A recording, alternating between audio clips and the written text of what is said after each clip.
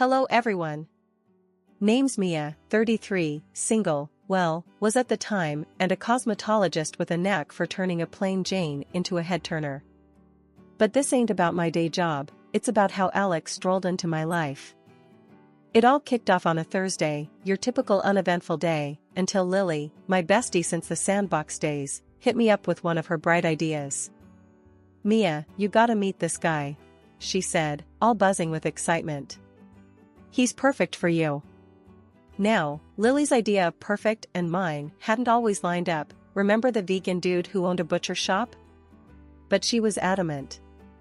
"Lil, I'm not in the mood for another fix-up flop," I shot back, but she wasn't having any of it. "Trust me, Mia. Alex is different. Y'all will hit it off like a house on fire," she persisted, her voice a mix of hope and that annoying I know better tone. "Fine," I relented, "but if this goes south, you're buying me drinks for a month." Fast forward to Friday night, and there I was at this cozy little dive bar downtown, the kind with dim lighting and a jukebox stuck in the 80s. In walks Alex. First thing I noticed? The dude had a smile that could light up the room and a confidence that said he wasn't just any regular Joe. He spotted me and made his way over, that smile never wavering. "Mia? I'm Alex. It's awesome to finally meet you," he said, his voice smooth, extending his hand. I shook it, feeling a weird jolt of something. "Hey, Alex. Lily's told me, a lot about you." We got to talking, and damn, Lily might have actually gotten it right this time. Alex was funny in a dry, hit you when you least expect it kind of way, and he had stories that could keep you hooked for hours. Not to mention, the guy had a way of making you feel like you were the only person in the room. As the night wore on, the initial awkwardness melted away like ice cream on a hot sidewalk. We laughed, we bickered in a playful way, and we shared bits and pieces of our lives. He was into marketing, but not the boring kind, as he put it. Wanted to start his own thing someday. Ambitious, I liked that. Lily wasn't kidding, huh? "You really are something," he said at one point, his gaze a mix of admiration and something else I couldn't quite place. "Oh, please," I scoffed, trying to play it cool. "I'm just a girl who knows her way around a makeup bag." "Nah, it's more than that. You've got this energy. It's infectious," he countered, his eyes locked on mine. The night ended with us exchanging numbers, and that promise of "let's do this again sometime." Walking back to my car, I couldn't help but feel like maybe, just maybe, this wasn't gonna be another one for the disaster column. Alex had sparked something, a flicker of hope in my all but given up on love heart. I got home, tossed my keys on the kitchen counter, and found myself grinning like an idiot. I grabbed my phone and shot Lily a text. "You might not be buying me drinks after all." After the buzz of that first night with Alex, things picked up speed faster than I ever imagined. Before I knew it, we were deep in that lovey-dovey phase where everything's roses, and you can't see any flaws in the other person. It's like you're wearing these rose-colored glasses, and even if someone told you they were tinted, you'd swear you were seeing clear as day.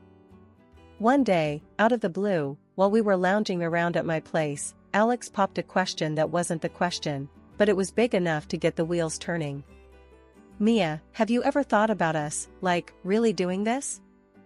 Like, getting a place together, making things official?" I nearly choked on my coffee. "Official, huh? Like, going to the city hall and signing papers official or what?" He laughed, that easy sound that always made me feel lighter. "Yeah, something like that. I mean, I know we haven't been at this for a super long time, but when you know, right?" I gotta admit, part of me was screaming, "Slow down, girl." But another, louder part was all in, ready to dive headfirst into whatever this was with Alex. So, we started talking about it. Really talking. Not just the fluffy, surface-level stuff, but the nitty-gritty of what our future could look like. And that's when the topic of a prenup came up. Not from him, though. It was my mom who brought it down on us, like a ton of bricks one Sunday lunch. Mia, darling, I know you're head over heels and all that, but you need to think about this seriously. You've worked hard for what you have. A prenup is just common sense, she said, passing me the salad like she hadn't just dropped a bombshell on our roast chicken dinner. Alex nearly spit out his water. A prenup? Mrs. C, I don't want Mia's money. That's not what this is about. Mom raised an eyebrow, a look I knew all too well meant business. It's not about wanting or not wanting, Alex. It's about protecting what each of you brings to this partnership. It's practical, is all. The ride back to our place was a mix of silence and awkward coughs. Finally, I broke it. Look, Alex, she's not wrong. It's not about trust, really. It's more like insurance, you know, for both of us. He took a while, but then, yeah, I get it. It makes sense. Let's do it, if it'll make everyone chill. So, we got that prenup sorted. It was about as romantic as doing your taxes, but it felt like the responsible thing to do. With that out of the way, we started hunting for our dream home. And by dream, I mean something we could afford without selling a kidney. It took months, but we finally found it. A fixer-upper that had potential written all over it. Or maybe that was just the real estate agent trying to make a sale. Either way, we fell for it. Hard. Babe, this is it. I can feel it. We can tear down that ugly wall, open up the kitchen.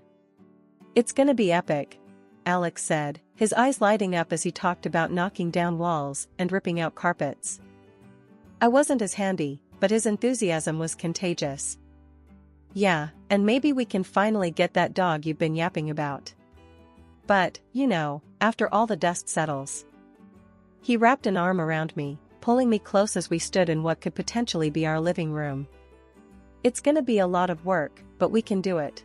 Together. Together, I echoed, not fully grasping just how much of an adventure we were embarking on. And so, we took the plunge. Bought the house, signed what felt like a million papers, and started dreaming of paint colors and furniture placements. It was exciting and terrifying all rolled into one. That's when Alex dropped the bomb. Babe, I've been thinking. I'm gonna quit my job to oversee the renovations full-time. You're killing it at work, and let's be honest, these contractors need someone to keep them in line, or they'll walk all over us. I nearly dropped the paint swatch I was holding. Quit your job? Alex, that's a huge decision. Don't you think you should have talked to me about it first? He shrugged, a bit too casually for my liking. I thought it'd be a surprise. Plus, it'll speed things up. We both want to move in ASAP, right? And don't worry, once the house is all set, I'll jump back into the job market. Promise. I was torn between being touched by his commitment and being frustrated at his unilateral decision-making. Alex, it's not just about speeding things up. We're a team, remember? Big decisions, we make them together. He nodded, suddenly looking more serious. You're right, Mia. I should have talked to you first. I just want to make our dream home perfect for us. But yeah, I promise, after this, I'll get back on the job wagon. The paint had barely dried on the walls of our not-so-humble abode by the time Alex was itching to throw a housewarming party. Gotta show off the fruits of our labor, he'd say, winking at me as he pictured the bash. I wasn't exactly on board at first, felt like our place was still a canvas a few brush strokes shy of a masterpiece. But Alex, with his never-ending well of optimism, was all in. So, we sent out the invites, including one to Lily and her husband, Jack, who had been my rock through more than a couple of rough patches. The day rolled around faster than I would have liked, and our living room was soon buzzing with the chatter and laughter of our closest friends, all eager to toast to our new beginning. Alex was in his element, charming the socks off everyone as he led tours of the house like some kind of real estate prodigy. And here, we knocked down a wall to create an open-concept living area. Really opens the place up, don't you think? He gestured broadly, a proud grin plastered on his face.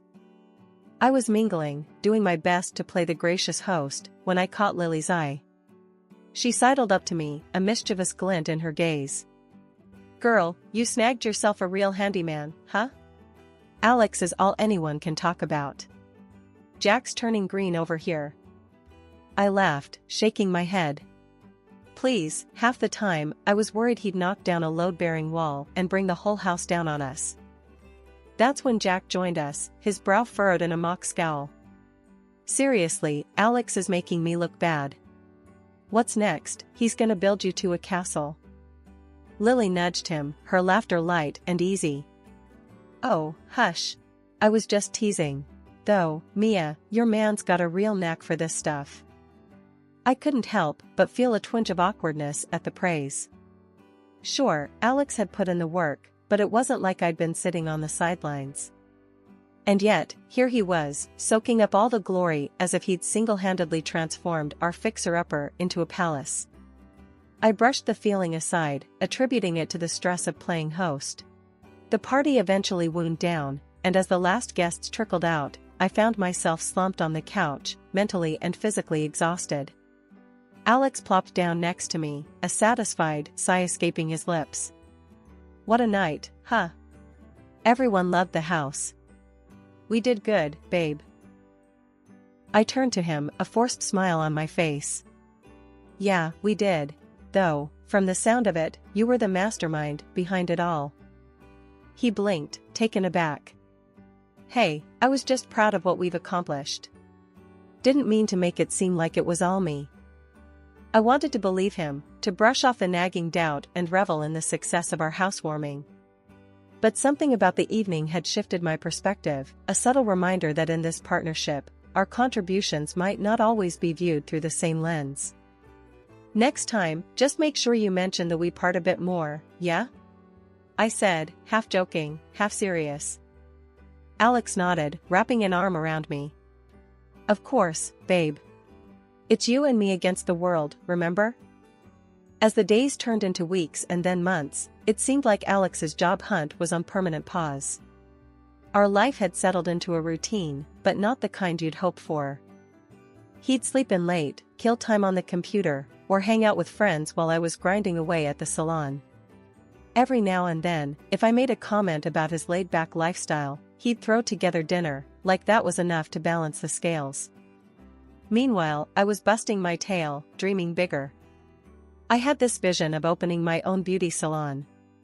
It wasn't just a dream, I had plans, ideas. I wanted it bad. So, I brought it up to Alex one evening, thinking maybe he'd see the spark in my eye and get on board. His reaction was like a bucket of cold water. "A salon, Mia? You know we can't afford to gamble right now. Your job's stable. Why risk it?" I stared at him, disbelief mixing with frustration. "Gamble? Alex, when did you become so cautious? We've talked about this. It's my dream." He shrugged, a gesture that sent my blood boiling. "Dreams are great, babe, but the repairs on the house went over. We're tight as it is." That was the last straw. I pulled up our bank statements, my heart sinking as I saw the numbers, or, more accurately, the lack thereof. Our account was bleeding out, and here he was, acting like it was just a scratch. "Alex, look at this. Where did it all go? We're running on fumes here." My voice was sharper than I intended, but I was past caring. He had the decency to look sheepish, but it wasn't enough. I know. The repairs, they just added up. I didn't realize until it was too late. I was fuming. "Added up? That's it? We need money, Alex. Real money. You need to get a job. Like, yesterday." Alex bristled, defensive. "You think I'm not trying? Jobs aren't just falling out of the sky, Mia." "Alex, when you said you'd look for a job, did that just mean browsing listings on your phone and then forgetting about it?" My patience had evaporated, leaving raw frustration in its wake. The conversation ended with him promising, again, to get serious about job hunting. But promises were cheap, and our bank account wasn't getting any fuller. I couldn't wait around for him to get his act together, so I did what I had to do. I picked up a part-time gig at another cosmetology clinic, squeezing in hours before and after my regular job. Life has this funny way of throwing curveballs just when you think you've got the batting down pat. My routine was a well-oiled machine, work, more work, and the occasional dream-filled brainstorming session about my future salon. That is until something, or rather, someone, threw a wrench in the works. It was a regular Tuesday, or as regular as any could be in my whirlwind of a life, when I bumped into Lily downtown. She was all dolled up, sporting a brand new, eye-wateringly expensive handbag that screamed luxury from a mile away. "Lily, that's a pretty fancy bag you got there," I commented, half in awe, half curious. "New?" Lily glanced down at her bag like she'd forgotten it was there. "Oh, this old thing?" "Yeah, it was a gift from Jack," she said, her voice a tad too casual. Now, I knew Jack. He was more the beer and a burger type, not the splurge on designer handbags type. Something didn't add up. "Really? Jack bought you that? Looks pricier than his usual taste." She shifted uncomfortably, avoiding my gaze. "Well, you know, he wanted to surprise me. Said I deserved it." I nodded, but my mind was racing. Jack and Lily had been on rocky ground lately. A fancy bag out of the blue didn't fit the picture. I filed the inconsistency away for later and carried on with my day, but Lily's new accessory nagged at me like a splinter. Days passed, and the splinter only burrowed deeper. Alex's routine hadn't changed, still jobless, still seemingly content. But now, I was watching more closely, noticing things I hadn't before. Like how he'd become jumpy when I asked about his day, or the way he'd quickly close his laptop whenever I walked by. Then came the bombshell that blew my suspicions wide open. Checking our joint account online, I noticed several charges that made my heart sink: jewelry stores, high-end boutiques, places I knew for a fact I hadn't shopped at. And there, nestled among the damning evidence, was a charge from the very brand of Lily's new handbag. My head was spinning. It couldn't be. Could it? Alex, my Alex, and Lily? No, it was too crazy. But the numbers didn't lie. That evening, I confronted Alex, my voice shaking but determined. "Alex, I need to ask you something, and I want the truth. Have you been buying things? Expensive things?" He looked at me, confusion written all over his face. "Things? What kind of things?" "Jewelry, clothes, handbags, for someone else?" I pressed, holding his gaze. His reaction was immediate and telling. He stuttered, his face going pale.